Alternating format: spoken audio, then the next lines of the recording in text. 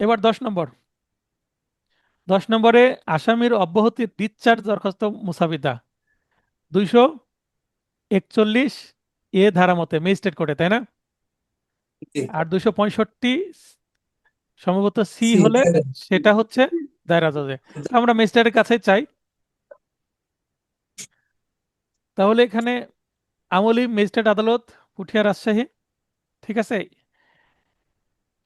এখানে আদালতের নামটা একটু আমরা পরিবর্তন করে দেবো। আমলি কোর্ট আর থাকে না, হ্যাঁ, আমলি কোর্ট আর থাকে না, কারণ এখানে অব্যাহতি মামলা বদলি হওয়ার পর। তাহলে এখানে জাস্ট আমরা আমলি কথাটা লিখে দেব। এখানে লিখে দেব হচ্ছে সিনিয়র জুডিশিয়াল ম্যাজিস্ট্রেট, হ্যাঁ, জুডিশিয়াল ম্যাজিস্ট্রেট আদালত লিখে দিবেন। আমলি কেটে জুডিশিয়াল দিয়ে দিবেন, ঠিক আছে, তাহলে ভালো আচ্ছা। হবে। জিআর মামলা নম্বর 100/2026, এটা আমার রিয়েল কেস দিতে হতো, কিন্তু এটা বানিয়ে দেওয়ার কারণে এই একটু মিস্টেক হয়ে গেছে। আমার রিয়েল কেস বেশ কয়েকটাতে আমি অব্যাহতি পেয়েছি, এবং এই, না, আগামী আগামী এই মাসের শেষেই, মানে আগামীকালকে পরশু পরশুদিন সম্ভবত ডেট আছে একটার, এই অব্যাহতি দরখাস্ত পিটিশন দেওয়া আছে। তো এখানে লিখবো আমরা 241 ধারা মতে ফৌজদারি কার্যবিধির আসামির অব্যাহতির আবেদন। আচ্ছা, উপরোক্ত নম্বর মামলাটি অদ্য অভিযোগ বা চার্জ গঠনের জন্য দিন ধার্য আছে, কারণ চার্জ গঠনের দিনই কিন্তু ডিসচার্জের দরখাস্ত দিতে হয়, তাই না? জি। দরখাস্তকারী আসামি নিম্নলিখিত হেতুবাদে অত্র মামলার অভিযোগ হতে অব্যাহতি প্রার্থনা করছে। হেতুবাদ: অত্র মামলার এজাহারে বর্ণিত ঘটনার সাথে অত্র আসামি কোনোভাবে জড়িত নয়। মিথ্যা বর্ণনা দিয়ে ফাঁসানো হয়েছে বা জড়ানো হয়েছে। আলামত উদ্ধার হয়নি।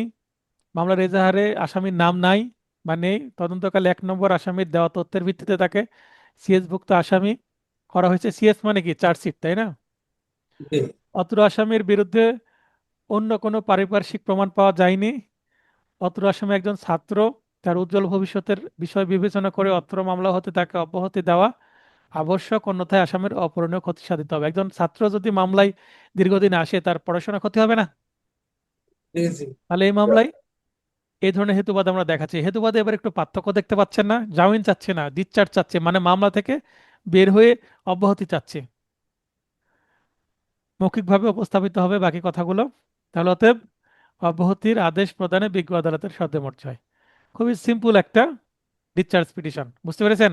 তাহলে প্রথমে জি। চার্জের জন্য দিন ধার্য আছে এটা বলে, সে যে আসামি না, মানে আসামি হিসাবে তাকে জড়ানো হয়েছে সে প্রকৃত আসামি না, এগুলো বলতে হবে। এরপরে 11 নম্বর, ফরিয়াদি পক্ষের সময়ের প্রার্থনা মুসাবিদা। চার্জ বা সাক্ষ্যের জন্য ধার্য তারিখে ফরিয়াদি অনুপস্থিত থাকলে, ফরিয়াদি মানে বাদী, তাই না? জি। এখানেও আমলি আদালত দেওয়া যাবে না। এখানে দিবেন হচ্ছে জুডিশিয়াল ম্যাজিস্ট্রেট, জুডিশিয়াল, আমলি কেটে জুডিশিয়াল করে দিবেন, ঠিক আছে? আচ্ছা। দ্রুত এটা যুক্ত করার কারণে এটা হয়েছে আমার থেকে। আমি এটা নেক্সট প্রিন্টে ঠিক করে ফেলবো, কারণ এটা আমলি মানে তো একেবারে প্রাথমিক স্টেজের আদালত। এটা হচ্ছে বদলি হওয়ার পরে, সাক্ষী শুরু যেহেতু সাক্ষী পর্যায়ে। সিআরপিসির 344 ধারা মতে ফরিয়াদি পক্ষে সময়ের আবেদন। উপরোক্ত নম্বর মামলাটি অদ্য সাক্ষ্য প্রদানের জন্য দিন ধার্য আছে, কিন্তু ফরিয়াদি গত 3 দিন যাবৎ শারীরিক অসুস্থতার কারণে অদ্য মানে আজ বিজ্ঞ আদালতে উপস্থিত হতে পারেননি। এমতাবস্থায় কার্যক্রম মুলতবি রেখে সাক্ষ্য প্রদানের জন্য অপর একটি দিন ধার্য হওয়া একান্ত আবশ্যক, অন্যথায় ফরিয়াদি পক্ষের অপহরণের ক্ষতি সাধিত হবে। অতএব উপরোক্ত বিষয়াদি বিবেচনাপূর্বক ন্যায় বিচারের স্বার্থে ফরিয়াদি পক্ষের সময়ের প্রার্থনাটি মঞ্জুর করতে বিজ্ঞ আদালতের সদয় মধ্যে। বাস্তবে আমরা এতটুকুই লিখি, বেশি লেখা লাগে না, বুঝতে পেরেছেন? জি স্যার। এখানে অবশ্যই ধারা দিতে হবে 380, মানে চুরির মামলা, তাই না? জি। 12 নম্বর, আসামি পক্ষে সময়ের প্রার্থনা। বাদী পক্ষে শিখলাম, একটু আসামি পক্ষে দেখি। তাহলে চার্জ বা সাক্ষ্যের জন্য ধার্য তারিখে আসামি এবার অনুপস্থিত, এই একই মামলায় 380, ঠিক আছে। একশো জি। বারো এটাও আমার রিয়েল কেস, কিন্তু এখানে ভুল করে আমি আমলে দিয়ে রাখছি। এটা এখানে আপনারা জুডিশিয়াল ম্যাজিস্ট্রেট দিবেন, ঠিক আছে। জি স্যার। এখানে 344। তাহলে উপরোক্ত নম্বর মামলাটি অদ্য সাক্ষ্য গ্রহণের জন্য দিন ধার্য আছে, কিন্তু আসামি, এখানে আসামি, এখানেও 3 দিন যাবৎ অসুস্থতা, একই কথা লিখেছি।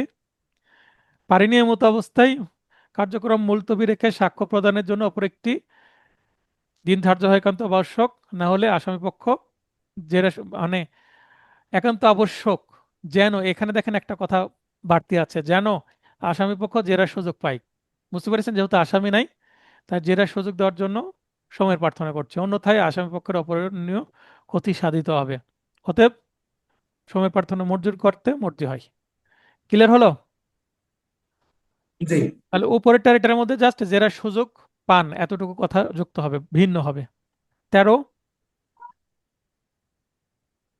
আসামির ব্যক্তিগত হাজিরা হতে রেহাইয়ের জন্য দরখাস্ত মুসাবিদা। ব্যক্তিগত হাজিরা যেমন সিভিল মামলায় আসামি কিন্তু নিয়মিত হাজিরা দেওয়া লাগে না, অ্যাডভোকেট হাজিরা দেয় কে? অ্যাডভোকেট। কিন্তু ক্রিমিনাল মামলায় কিন্তু প্রতি ডেটে ব্যক্তিগতভাবে সশরীরে আদালতে এসে হাজিরা দিতে হয়। তো কোনো আসামি যদি বলে যে আমি দিতে পারবো না, আমার সমস্যা নিয়মিত আসা ভিন্ন জেলা থেকে বা ব্যক্তিগতভাবে সমস্যা, সেক্ষেত্রে এই প্রার্থনা দেওয়া যায়। যখন আসামি যৌক্তিক কারণে আদালতে নিয়মিত উপস্থিত হতে পারেন না, বিজ্ঞ আমলি ম্যাজিস্ট্রেট আদালত, পাবা রাজশাহী, ঠিক আছে, জি এখানে আমলে আদালতে দেওয়া যাবে। সিআর মামলা নম্বর এত, মামলা হচ্ছে 408, 420 এবং 34, মানে একাধিক আসামি, ঠিক আছে। এটা জি করতে হবে সিআরপিসির 205 ধারা মতে আসামির ব্যক্তিগত হাজিরা হতে রেহাইয়ের আবেদন। আমরা নিশ্চয়ই এমসিকিউ পড়েছি 205-এ দরখাস্ত করতে জি হয়, তাই না? জি উপরোক্ত নম্বর মামলাটি অদ্য চার্জ গঠনের জন্য দিন ধার্য আছে। অত্র দরখাস্তকারী আসামি বিজ্ঞ আদালতে উপস্থিত আছে, মানে আজকে উপস্থিত আছি, সামনের দিন থেকে স্যার ব্যক্তিগত হাজিরা দিতে পারছি না, রেহাই দিবেন। হ্যাঁ, দরখাস্তকারী আসামি নিম্নলিখিত হেতুবাদে তার ব্যক্তিগত হাজিরা হতে রেহাইয়ের প্রার্থনা করছেন। ওকে, জি হেতুবাদ: অত্র দরখাস্তকারী আসামি বিজ্ঞ আদালত হতে জামিনে মুক্ত আছেন, মানে জামিনে আছেন, জামিনে আছেন বলে তো হাজিরা দিতে এসেছেন, তাই না? জি তিনি নিয়মিত হাজিরা প্রদান করছেন। এখানে হেতুবাদ দেখেন একটু ভিন্ন। অত্র মামলার মোট আসামি সংখ্যা 5 জন। অত্র দরখাস্তকারী আসামিকে ব্যবসায়িক কাজে প্রায়ই ভিন্ন জেলাতে যাতায়াত করতে হয়, তার মানে ব্যবসায়িক কাজে সে ব্যস্ত থাকে, বিধায় তাকে ব্যক্তিগত হাজিরা হতে রেহাই দিলে পলাতক হবে না। হ্যাঁ, দিলে জি পলাতক, এখানে হবে হবে হবে না, হ্যাঁ, এখানে জি একার করে দেন, পলাতক হবে না। প্রয়োজনে বিজ্ঞ আদালতের নির্দেশে পরবর্তীতে ব্যক্তিগতভাবে আদালতে হাজির হবে। তার মানে যতদিন পর্যন্ত আদালত তাকে রেহাই দিয়ে থাকবে ততদিন পর্যন্ত তিনি বাইরে থাকবেন, এবং কোনো ডেটে যদি বিজ্ঞ আদালত বলে যে আগামী ডেটে আপনার মক্কেলকে হাজির করবেন, তাহলে আইনজীবীর মাধ্যমে জানালেই, আইনজীবী বলে দিলেই সে পরবর্তী ডেটে ব্যক্তিগতভাবে হাজির হবে সশরীরে, তাই না? এমত জি অবস্থায় অত্র দরখাস্তকারী আসামিকে ব্যক্তিগত হাজির হতে রেহাই প্রদান করা একান্ত আবশ্যক, অন্যথায় আসামি পক্ষের অপূরণীয় ক্ষতি সাধিত হবে। বুঝতে পেরেছেন? জি অতএব উপরোক্ত বিষয়টি বিবেচনাপূর্বক ন্যায় বিচারের স্বার্থে আসামিকে ব্যক্তিগত হাজির হতে রেহাই প্রদানের আদেশ দানে বিজ্ঞ আদালতের সদয় মর্যাদা। দেখেন এখানে শুধুমাত্র এই জায়গায় পরিবর্তন হচ্ছে, তাই না? প্রার্থনায় গিয়ে, জি প্রার্থনায় গিয়ে, ব্যক্তিগত হাজিরা হ্যাঁ, জাস্ট যেটা চাচ্ছি বিষয়ে সেটাই আবার এখানে রিপিট হচ্ছে, যা চাচ্ছি পরে আবার প্রার্থনায় আদালতকে কি করে দেওয়া, স্মরণ করে দেওয়া যে এটা চাচ্ছি।